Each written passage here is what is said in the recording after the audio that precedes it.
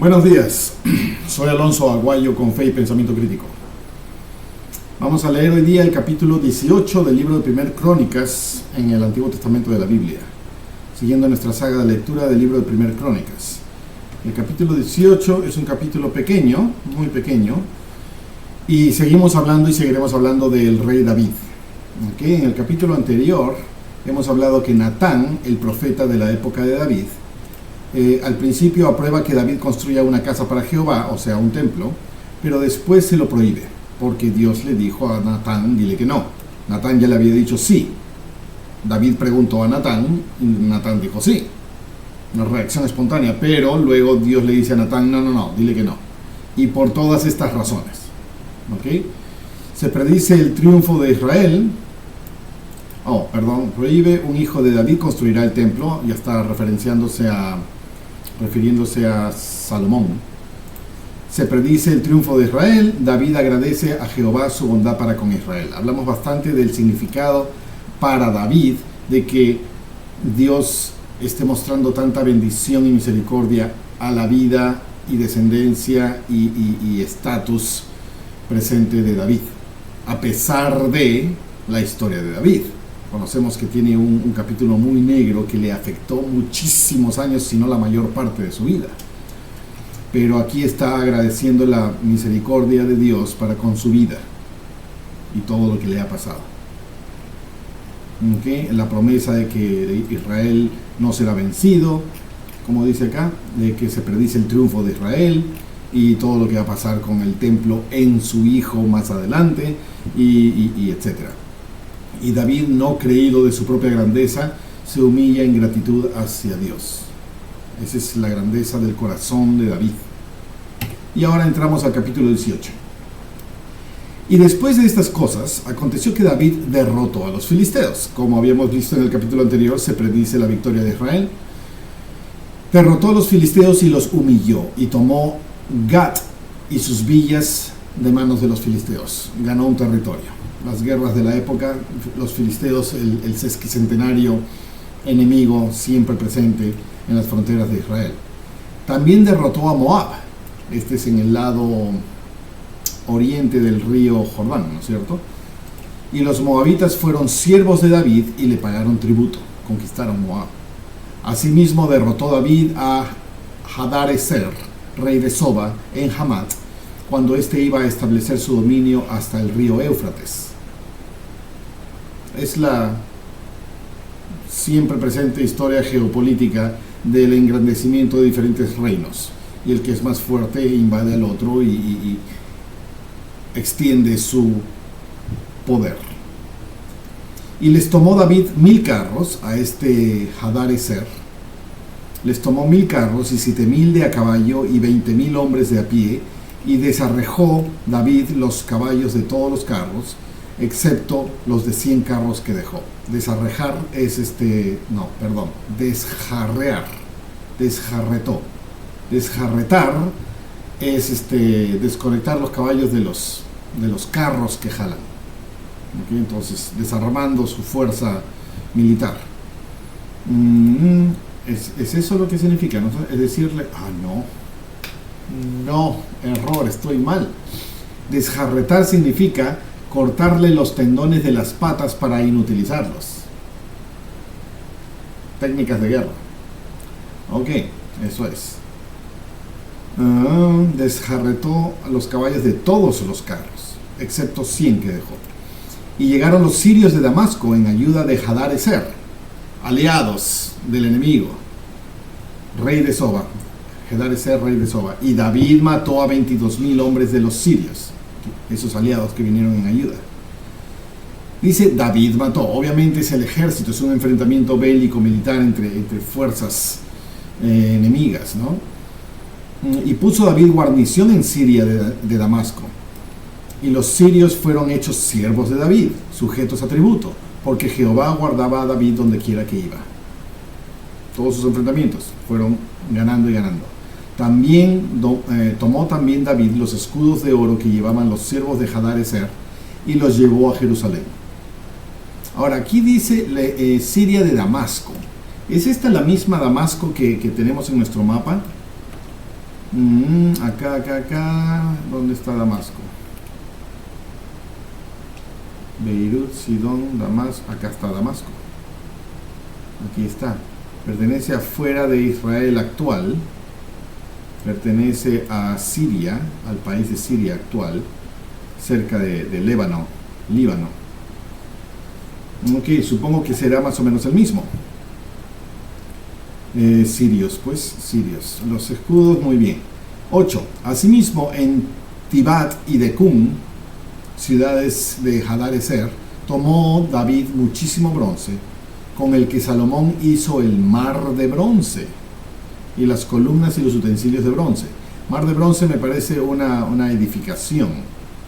En Primer Reyes, que todavía no hemos leído, que habla ya de lo que Salomón estará haciendo. Para este capítulo estamos hablando de David y menciona que el bronce que David tomó de este lugar Tibat y Decum era tanto bronce que luego su hijo Salomón hizo el conocido mar de bronce, que se refiere en Primer Reyes, donde dice: así hizo asimismo un mar de bronce fundido de 10 codos de un lado al otro, perfectamente redondo, y su altura era de 5 codos, y lo ceñía alrededor un cordón de 30 codos.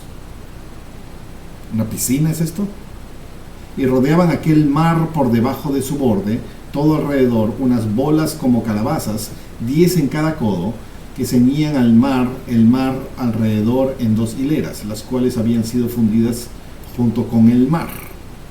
Qué insistencia llamarla el mar. Me parece una pileta, una piscina. 10 codos de un lado al otro, o sea, redondo. Dice que era redondo. 10 codos. Esto es, un codo es más o menos medio metro, entonces 5 metros. El mar de bronce, 5 metros. Una piscina de 5 metros. Descansaba sobre 12 bueyes. 3 miraban al norte, 3 miraban al occidente, y 3 miraban al sur, y 3 miraban al oriente, norte, sur, este, oeste. Sobre estos se apoyaba el mar, y las ancas de ellos, las patas de estos bueyes, estaban hacia la parte de adentro. Esto me trae otra cosa a la memoria. Es una pileta, una piscina, es 5 metros más o menos de diámetro, puesta sobre unos bueyes de estatua. 12 representantes de las 12 tribus. Me parece un elemento de ordenanzas religiosas, parte del templo que sabemos que Salomón va a construir. Y era tan impresionante que lo llamaban el mar de bronce. Era de bronce hecha toda esta pileta, piscina. Interesante. Entonces es un icono tan importante que los escribas que están, o cronistas que están escribiendo este primer Crónicas capítulo 18, están que vienen como 600, 500 años después de David, hacen referencia a esto que es muy importante en la historia. Ahí fue donde David, en esas guerras que venció, sacó tanto bronce. De ese bronce fue que luego su hijo hizo el mar de bronce, que es esta pileta especial sobre bueyes que hicieron el rey Salomón, ¿no es cierto? Muy bien. Entonces eso hemos visto, el mar de bronce, interesante. Mar de bronce, Salomón hizo el mar de bronce. Déjame anotar acá. Anotar.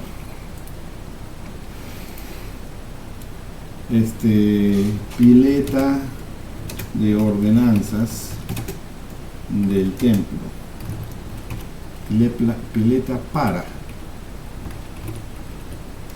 ordenanzas del templo que hizo Salomón. Ok. Ahí está. 9. Y cuando oyó Tou, rey de Hamat, que David había derrotado a todo el ejército de Hadar-Ezer, rey de Soba, se suponía un gran contrincante, ¿quién lo puede vencer? Y David lo venció. Cuando Tou se dio cuenta, envió a su hijo Adoram al rey David para saludarle y para bendecirle por haber peleado contra Hadar-Ezer y haberle vencido. Tal vez este Hadar-Ezer era también enemigo de este Tou.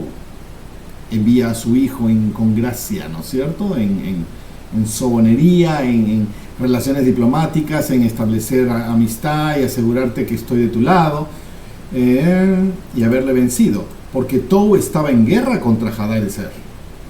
Le envió también toda clase de utensilios de oro, de plata y de bronce.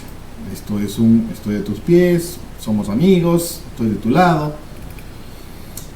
11. Los cuales el rey David dedicó a Jehová, todos estos regalos de oro, plata y bronce, dedicó a Jehová con la plata y el oro que había tomado de todas las naciones, y de Edom, y de Moab, y de los hijos de Amón, y de los filisteos, y de Amalek. Los amalecitas. Estos son los ascendientes de los filisteos. También Edom, la tierra de Edom es la que se originó allá con el hermano mellizo de Jacob, padre de las 12 tribus, cuando se alejaron Jacob y Esaú, los dos mellizos, y Jacob tenía el apodo, sobrenombre de Edom por el guiso rojo que había comprado y vendido su primogenitura a su hermano para la bendición que luego viene. Toda esa historia que hemos leído desde hacía mucho tiempo. Esa es la ciudad de Edom, que ahora son enemigos de Israel. Docenas y docenas de generaciones después. Todos los territorios alrededor. ¿Okay? Toda esta ganancia de los botines de la guerra y los regalos de este Tou, David lo ha dedicado a Jehová. Es una forma de gratitud. Esto habla del carácter de David. Normalmente uno se infla el pecho, se llena de plumas y se autograndiosa cuando hace algo tan importante. Pero tú lo hiciste Dios, gracias Dios. Toma Dios, te lo dedico a ti. 12. Además de esto, Abisai, hijo de Sarvia, mató este es un soldado famoso de David, me parece, hijo de Sarvia, mató en el valle de la Sal a 18,000 edomitas. Este es el lado de David, ¿no? Y puso guarnición en Edom, o sea, vigilancia, guardias, una estación. Y todos los edomitas fueron siervos de David, porque Jehová guardaba a David donde quiera que iba. Segunda vez que dice esta frase. ¿Dónde está la otra? Y los llevó a Jerusalén donde quiera que iba. Acá está, porque Jehová guardaba a David donde quiera que iba. Van 2 veces. 14. Y reinó David sobre todo Israel, y administraba con justicia, con equidad. Y administraba justicia con equidad a todo su pueblo. Un buen rey. Y Joab, hijo de Sarvia, era general del ejército de David, y Josafat, hijo de Ahilud, cronista de esa época. Y Sadoc, hijo de Ahitob, y Abimelech, hijo de Abiatar, eran sacerdotes, y Sapsa, escriba. No sé cuál es la diferencia entre cronista y escriba. Acá dice escriba, guía para el ciudadano, no dice acá. Muy bien. Creo que uno habla de historia y el otro habla de doctrinas o asuntos del evangelio, pero no estoy seguro. Y Benaía, 17, hijo de Joiada, estaba sobre los cereteos y los peleteos, y los hijos de David eran los principales junto al rey. Esto queda registrado en las crónicas que tienen ya 3,000 años, ¿no es cierto? 1000 antes de Cristo, se está hablando de 1000 antes de Cristo, de la época de David, más los 2000 después de Cristo hasta ahora, 3000 años. Estos nombres han quedado como los personajes importantes, no solo la lista de héroes que hemos tenido y valientes que ya hemos visto, sino los personajes importantes en el gobierno y gestión del gran reino de Israel gobernado por David. Un capítulo positivo, un capítulo que da la tonada y el ritmo de cómo vienen los siguientes episodios de David y Salomón, y bueno, después todo lo que pasa en Reyes, que es un desastre. Okay, pero esta es la tónica de este momento. Todo está positivo. Jehová guardaba a David, quiere decir que lo cuidaba, lo prosperaba, lo fortalecía, lo florecía a David donde quiera que iba, en lo que quiera que haga, hiciera. Obviamente no es una carta abierta a hacer lo que me dé la gana, no. Es una evidencia de la confianza de Dios en una persona que lo que va a hacer y elegir es la voluntad de Dios. Entonces lo ayudo, lo prospero, lo guardo, lo cuido. Interesantísimo saber que el carácter de David, lo que el carácter de David produce en el carácter de Jehová.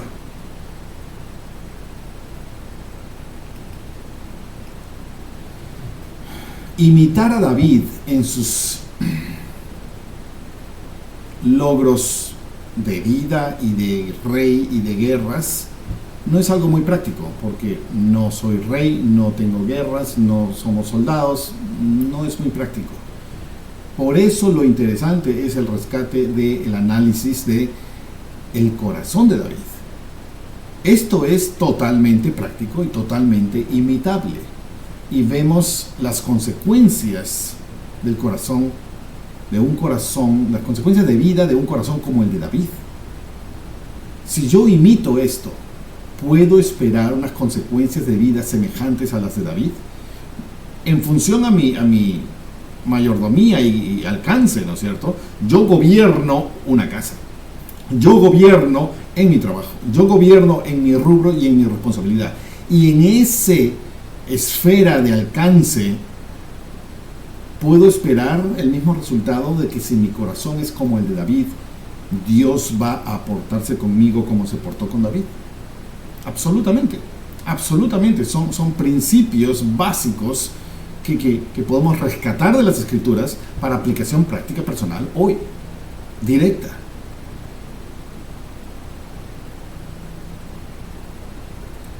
Me agrada poder entender un poco más a David, entender un poco más a Jehová. Este es el capítulo 18. Simple, corto, directo, positivo. Ahora, no sin desasosiegos y temores y nerviosismos y problemas. Acá han habido guerra tras guerra, tras guerra, tras guerra. Y con ejércitos poderosos, y ejércitos no solo poderosos, sino con grandes aliados. Pero Jehová guardaba a David donde quiera que iba. ¿Alguna vez has estado en una época en tu vida en la que has enfrentado desafíos mucho más grandes que tú mismo veías imposible poder solucionar, y de alguna manera que tú puedas considerar milagrosa o divinamente ayudada, se superaron? Yo tengo más de una y más de un puñado de esas historias. Yo sé que así funciona. Y hay épocas en las que no funciona. Y la relación directa entre por qué a veces sí funciona y a veces no funciona es yo. Yo soy el causante de que a veces sí funcione. Y yo soy el causante de que a veces no funcione. Porque en función de mi corazón, de cómo mi corazón está en relación con Dios, es que Dios me guarda o no me guarda. Porque soy yo el que decido no hacer su voluntad y o hacer su voluntad.